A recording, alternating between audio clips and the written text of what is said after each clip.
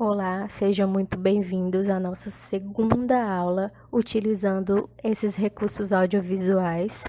Na aula de hoje, nós vamos entrar no capítulo 5 do livro de vocês, que tem como título Brasil, Herança Cultural. Esse capítulo ele começa na página 119 e hoje nós vamos falar sobre a formação.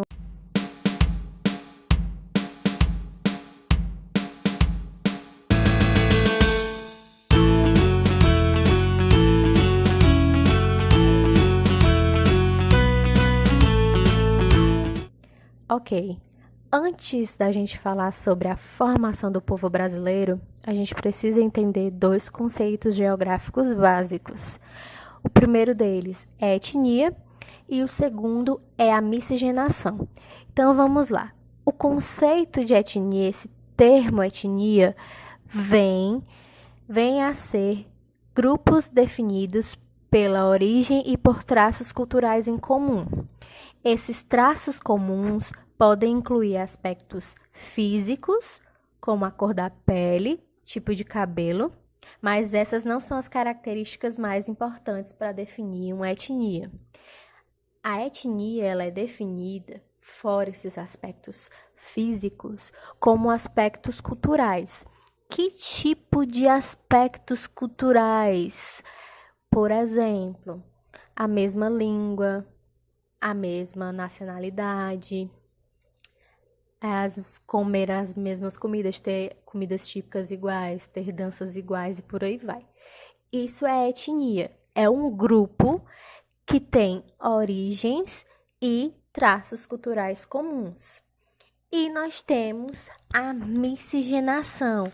A miscigenação, gente, é justamente a mistura, né? Vem de miscigenação, a mistura entre etnias diferentes, ou seja, entre povos diferentes. Pronto. Sabendo o que é etnia e o que é miscigenação, você já pode passar para a outra parte do vídeo. Na outra parte do vídeo, nós vamos falar sobre as 3 etnias que compõem, que formam o povo brasileiro. Quais são elas? Vamos lá. O povo brasileiro é formado por 3 etnias diferentes, as principais, que são os povos indígenas, os índios. Depois dos índios, nós temos os imigrantes europeus, que são representados pelos portugueses, pelo menos a partir de 1500 até a chegada da família real no Brasil em 1808. E, por último, mas não menos importante, nós temos os africanos, o negro. Então, nós temos o índio, o branco e o negro. Esses são as 3 etnias principais que formaram o povo brasileiro. Ok, vamos começar pelos que estavam aqui primeiro, que são os indígenas. Os indígenas, eles estavam aqui antes da descoberta do Brasil. Como vocês estudaram na aula anterior, eles já estavam aqui e, segundo a FUNAI, que é a Fundação Nacional do Índio, existiam cerca de 2 milhões de indígenas antes da chegada dos portugueses. Esses 2 milhões de indígenas falavam cerca de 1.300 línguas. Ok. Quando os portugueses chegaram aqui, como vocês já sabem, esses indígenas eles sofreram por vários motivos. O primeiro foi que os portugueses trouxeram doenças para esses índios. Depois disso, nós temos a questão da catequização. O que é isso? É quando os portugueses decidiram que os índios eles deveriam ser civilizados pelos portugueses e deveriam seguir a religião católica, que era algo que os indígenas não seguiam, pelo menos até aquele momento. E também o fato deles terem sido mortos. Os índios também foram escravizados, assim como os africanos. Só que, justamente porque a igreja queria fiéis, esses índios pararam de ser escravizados. Aí nós entramos com os jesuítas, que tentavam catequizar, ou seja, mudar a religião desses índios. E foi só por causa deles que eles deixaram de ser escravizados. Aí nós vamos para agora os brancos, os europeus.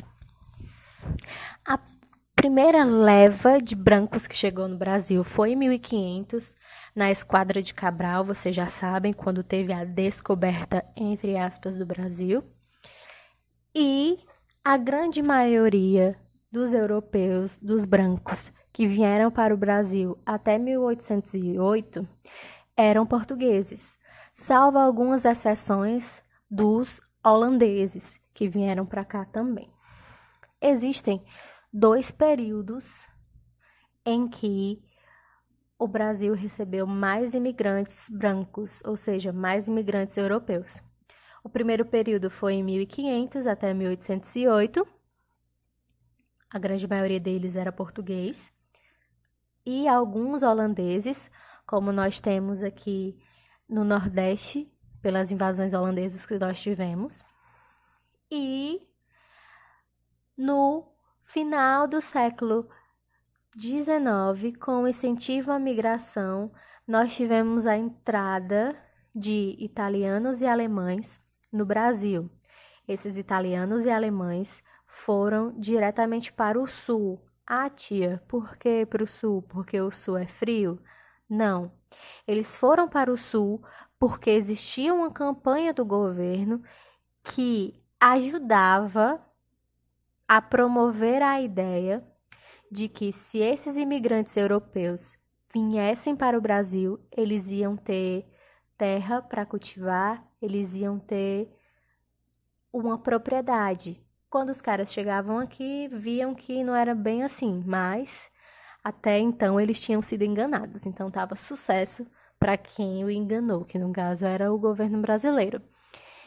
E como o sul do Brasil ele não era muito habitado nesse período, o governo brasileiro uniu o útil ao agradável. Tinha pessoas trabalhando no Brasil e também uma população no sul do Brasil que não era habitada. Então deu sucesso para o governo brasileiro. Então nós chegamos para o último, mas não menos importante, dos grupos que formam o Brasil, que é o africano, o negro. Os africanos eles foram forçados a deixar a África, a deixar sua terra natal, em direção às Américas. Não é uma migração, como foi a dos europeus, espontânea, por livre e espontânea vontade. A migração dos africanos, dos negros para as Américas, foi uma migração forçada. Eles chegaram aqui na primeira metade do século XVI e foram usados como escravos, como mão de obra. Essa mão de obra era utilizada para os mais diversos serviços. O primeiro que eles foram usados foi no cultivo de açúcar, depois nós temos o cultivo de algodão, posteriormente nós temos o ciclo do ouro e depois nós temos, lá no finalzinho, perto da abolição da escravatura, as fazendas de café. Então, o que acontece? Cerca de 3,5 a 4 milhões de africanos foram trazidos à força para o Brasil para o trabalho escravo. Eles foram libertos em 1808, ok? Ótimo, nós sabemos quais são essas etnias que formaram o povo brasileiro. Agora nós temos que ver como eles se misturaram, tá? A primeira mistura que nós temos no Brasil é a mistura entre brancos e índios. Essa mistura, ela se dava de forma forçada, vocês entendem o que eu estou falando, e muitas das vezes de boa.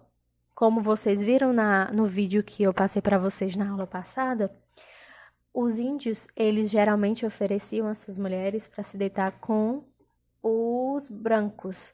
Mas isso não porque eles eram perversos, malignos ou alguma coisa assim. Porque eles não achavam que as mulheres eram propriedade única de alguém. E oferecer a sua mulher para um cara, um forasteiro, era como é que eu posso dizer? Uma espécie de presente. Então, a primeira miscigenação que nós tivemos no Brasil foi a do branco com o índio. O branco mais o índio, ele forma o caboclo. Caboclo, não é caboclo, é caboclo, tá? Depois disso, nós temos a mistura do branco com o negro, do branco com o africano. Essa geralmente, em quase eu acho 99% das vezes, esse tipo de miscigenação é a miscigenação forçada, tá? Então, nós temos com o branco e o negro o mulato. Isso eu tô falando no começo da formação do país, tá? Agora, obviamente, não, mas estou falando no começo da formação do nosso país. E o último, que não é muito comum, que é a mistura entre o negro e o índio, que forma o cafuso. Ok. Vocês lembram que eu falei para vocês que até 1998 os africanos, os negros, eles eram escravizados? Pois é. Depois de 1888, os negros eles foram libertos a partir da Lei Áurea. Vocês viram isso em história. E quando eles foram libertos, a jornada deles foi para um outro patamar. Por quê? Os caras eram livres, mas eles não tiveram assistência alguma do Estado, do governo brasileiro quando foram libertos. O que é que acontece? Essas pessoas não tinham para onde ir, não tinham formação nenhuma, afinal eram escravos. Eles eram força de trabalho bruta. Então, o que é que acontece? Esses caras saíram das fazendas, alguns, outros ficaram com medo de virarem escravos novamente e foram em direção às cidades. Quando foram em direção às cidades, aconteceu uma coisa. Ninguém queria trabalhar com o negro. Ninguém queria dar um salário para esse negro, sendo que ele ainda era visto como escravo. Então, o que aconteceu? Os negros eles começaram a se amontoar em morros. Sim, em morros. E foi aí que começou o processo de favelização das cidades, que é quando tem o começo das favelas. Então, o que aconteceu? Os negros começaram a fazer as favelas e sendo sempre afastados dos centros urbanos, para longe, para não ficar perto dos brancos e por aí vai. E isso findou no racismo. O que é isso? O racismo é o preconceito de raça. Geralmente esse racismo, ele é quase único e exclusivamente dos homens e mulheres negras. Os homens e mulheres negras no Brasil é que sofrem racismo. O racismo ele é um problema no Brasil desde a era colonial e escravocrata imposta pelos colonizadores portugueses. Uma pesquisa que nós temos no Brasil, que, claro, não é atualizada, mas indica essa questão com muita clareza, que em 2011, 63% dos brasileiros acreditava que a raça, ou seja, que a cor da sua pele e os seus costumes, eles interferem na qualidade de vida dos cidadãos.